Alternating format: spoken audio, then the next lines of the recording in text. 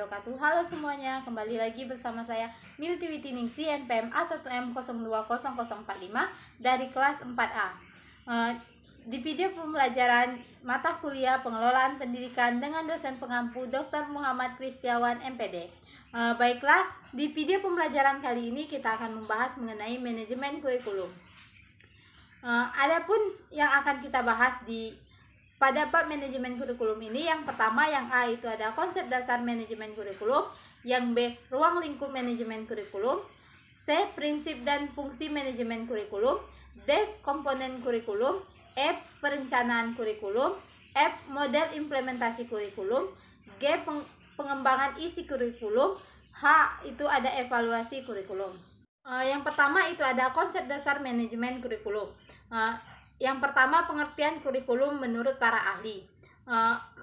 Ramayulis 2005, kurikulum merupakan salah satu komponen yang sangat menentukan dalam suatu sistem pendidikan.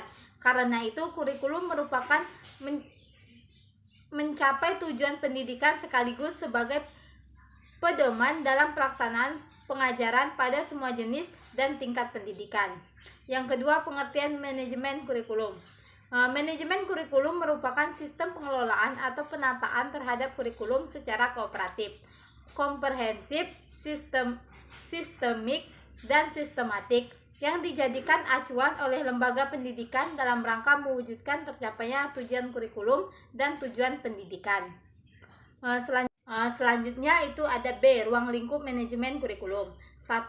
Kurikulum tingkat satuan pendidikan atau KTSP. KTSP lebih mengutamakan untuk merealisasikan dan merelevansikan antara kurikulum nasional atau standar kompetensi atau kompetensi dasar dengan kebutuhan daerah dan kondisi sekolah yang bersangkutan, sehingga kurikulum tersebut merupakan kurikulum yang integritas dan dengan peserta didik maupun lingkungan di mana sekolah tersebut berada.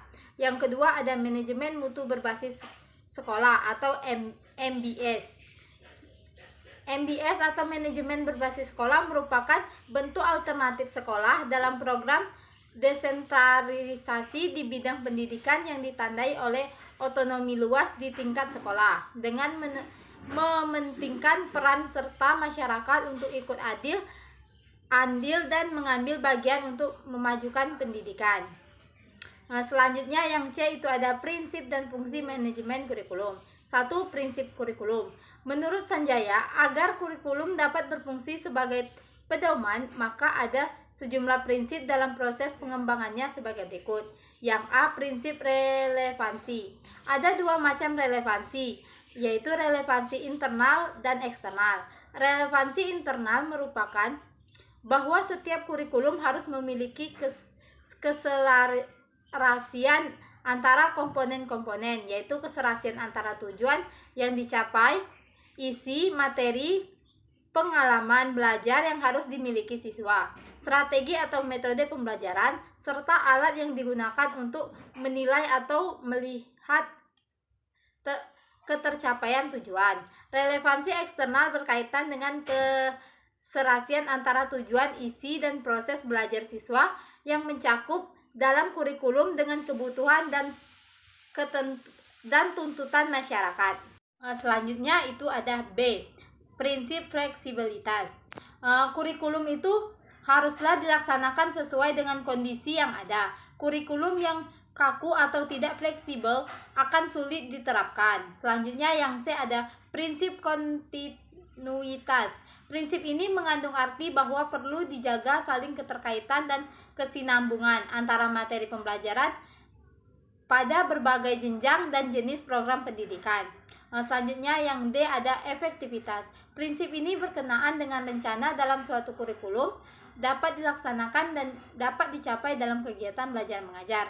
Selanjutnya yang E ada efisiensi.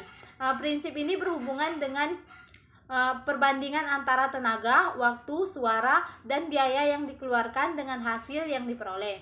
Kurikulum dikatakan memiliki tingkat efisiensi tinggi apabila dengan sarana, biaya yang minimal, dan waktu yang terbatas dapat memperoleh hasil yang maksimal. Yang kedua itu ada Fungsi manajemen kurikulum. Menurut Rusman, fungsi manajemen kurikulum itu yang pertama meningkatkan efisiensi pemanfaatan sumber daya kurikulum, yang kedua meningkatkan keadilan dan kesempatan pada siswa untuk mencapai hasil yang maksimal, yang ketiga meningkatkan relevansi dan efisiensi pembelajaran sesuai dengan kebutuhan peserta didik maupun lingkungan sekitar. Yang keempat meningkatkan efektivitas kerja guru maupun siswa. Yang kelima itu ada meningkatkan partisipasi masyarakat dalam pengembangan kurikulum. Yang D ada komponen kurikulum. Menurut Sanjaya, komponen-komponen yang membentuk sebuah kurikulum adalah sebagai berikut. Ada tujuan, isi, metode atau strategi, dan juga ada evaluasi. Bisa kita lihat pada gambar yang ada di slide PPT kita. Selanjutnya yang E, perencanaan kurikulum.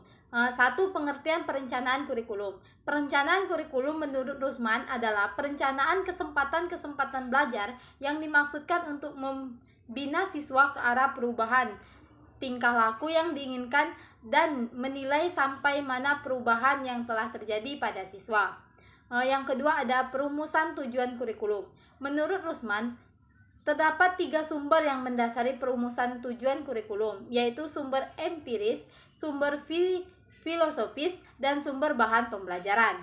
Selanjutnya yang ketiga itu ada landasan perencanaan kurikulum. Menurut Rusman, landasan di dalam perencanaan kurikulum yaitu kekuatan sosial, perlakuan pengetahuan, serta pertumbuhan dan perkembangan manusia. Selanjutnya yang F, model implementasi kurikulum. Miller dan Seller menggolongkan model implementasi kurikulum menjadi 3. Yang pertama ada the Concurrent Based Adaptation Model atau CBAM. Merupakan sebuah model yang dilakukan dengan mengidentifikasi tingkat kepedulian guru terhadap sebuah inovasi kurikulum. Yang kedua ada model Lead One. Model ini memfokuskan pada guru. Yang ketiga ada model Tori. Model ini untuk mengunggah masyarakat mengadakan perubahan. Selanjutnya yang G ada pengembangan isi kurikulum. Pengembangan isi kurikulum itu ada scope atau ruang lingkup, kedalaman dan keluasan.